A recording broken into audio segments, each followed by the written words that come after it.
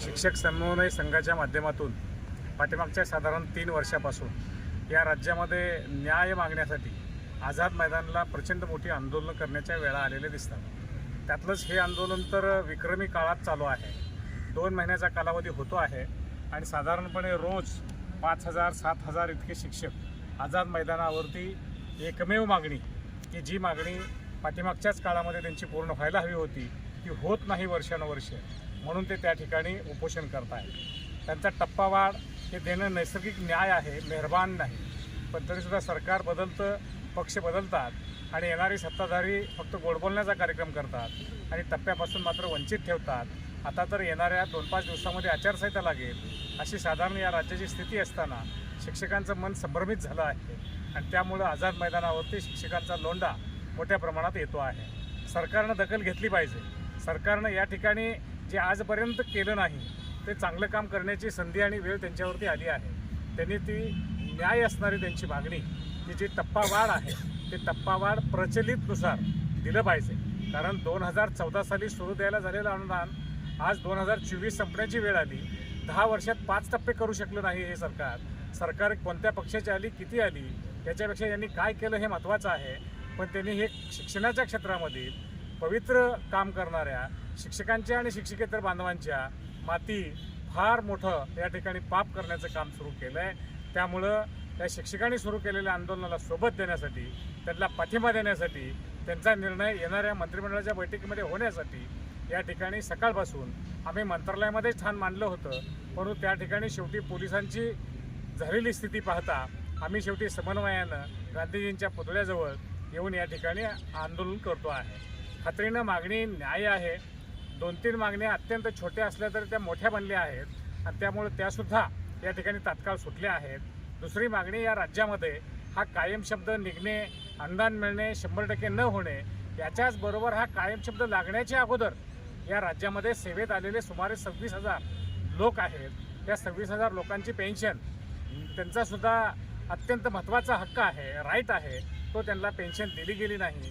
त्या 26,000 बांधवांना सुद्धा त्यांच्या नियुक्त्या 1 नोव्हेंबर 2005च्या अगोदरच्या असल्यामुळं त्यांना जुनी पेन्शन दिली पाहिजे, हे सुद्धा मागणी करण्यासाठी आम्ही या ठिकाणी बसलो आहे। तिसरी मागणी आमची त्रुटीमध्ये राहिलेल्या पाठीमागच्या काळातल्या ज्या शाळा आहेत त्यांना समान टप्पा देणं अत्यंत महत्त्वाचं आहे। ते सुद्धा शासनानं टाळलं आहे आजपर्यंत, ते सुद्धा त्यांना दिलं गेलं पाहिजे।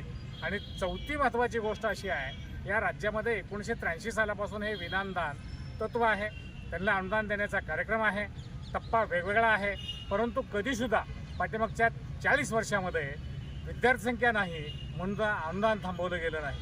ते पुढल्या वर्षी पाठीमागचा टप्पा काउंट करून दिला गेला, पण ह्या सरकारनं मात्र मोठी गंमत केली।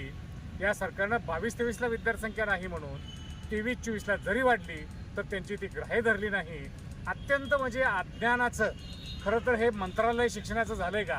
कारण विद्यार्थी संख्या नाही, ठीक आहे, अनुदान नाही इथपर्यंत समजू शकतो, पण विद्यार्थी संख्या वाढल्यावरती त्यांना अनुदान देणं हे सुद्धा न्याय हक्काचं असताना त्यांना सुद्धा अनुदानापासून वंचित ठेवलं आहे। या सगळ्या न्याय हक्काच्या मागण्या पूर्ण व्हाव्यात यासाठी राज्यातल्या लोकप्रतिनिधींनी, माजी लोकप्रतिनिधींनी आज आंदोलन करायचं ठरवलं आणि त्याच पार्श्वभूमीवर आम्ही गांधीजींच्या पायथ्याला पुतळ्याजवळ या ठिकाणी ह्या अनशनमध्ये बसलो आहे।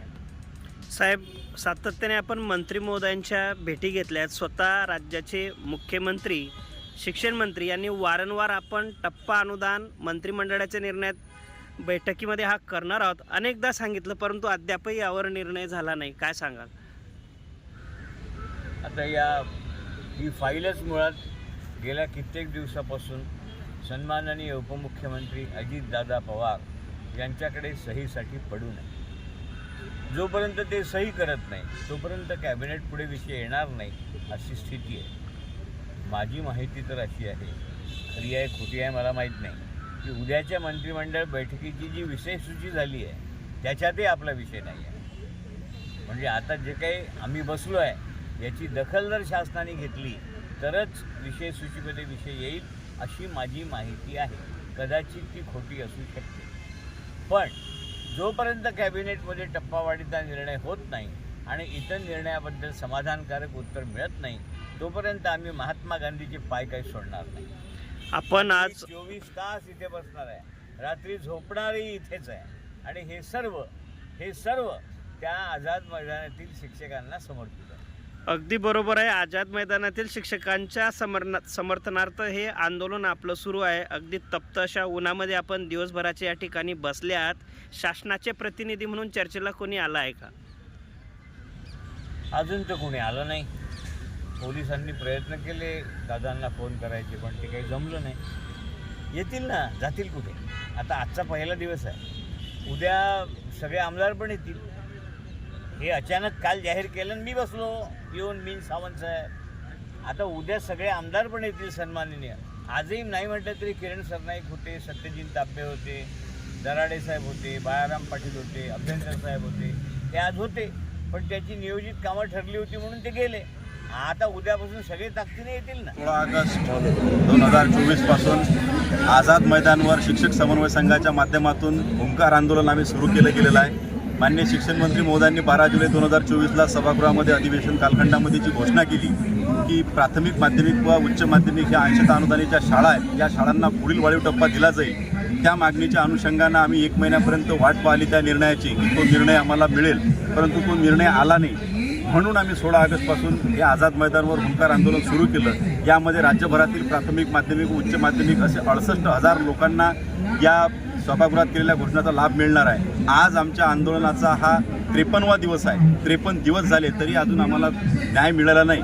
परंतु न्याय मिळावा यासाठी खुद्द पालक म्हणून आमचे शिक्षण मंत्री महोदय 2 वेळा आझाद मैदानावर येऊन गेले आणि त्यांनी आम्हाला आश्वासित केलं गेलेलं आहे की सभागृहामध्ये जे काही मी बोललो आहे तो हा कॅबिनेटचा निर्णय आहे. कॅबिनेटचा निर्णय म्हणजे शासनाचा निर्णय आहे. शासनाने मान्य केलं आहे, म्हणूनच मी सभागृहामध्ये ती टप्पावाढची घोषणा केली आणि ती फाईल तयार करून अर्थ खात्यामध्ये गेलेली आहे. संबंधित विषयावर 3 वेळ कॅबिनेटमध्ये चर्चा झाली, परंतु मागच्या कॅबिनेटमध्ये माननीय मुख्यमंत्री महोदय, शिक्षण मंत्री महोदय, त्याचबरोबर दोन्ही उपमुख्यमंत्री महोदय यांचा निर्णय झाला की आम्ही या जो काही कॅबिनेटचा निर्णय आहे तो निर्णय देऊन टप्पावाढचा निर्णय देत आहे. आता ती आज या महाराष्ट्रातल्या सर्व हजारो शिक्षकांना लागली आहे. त्यासाठी महाराष्ट्रातले शिक्षक आजही ठाण मांडून आहेत. निश्चितच येऊ घातलेल्या उद्याच्या कॅबिनेटमध्ये आम्हाला न्याय मिळेल ही अपेक्षा आहे. कारण खुद्द पालक जर कॅबिनेटमध्ये आक्रमक होत असतील आमच्या मुद्द्यासाठी तर तो निर्णय झाला पाहिजे.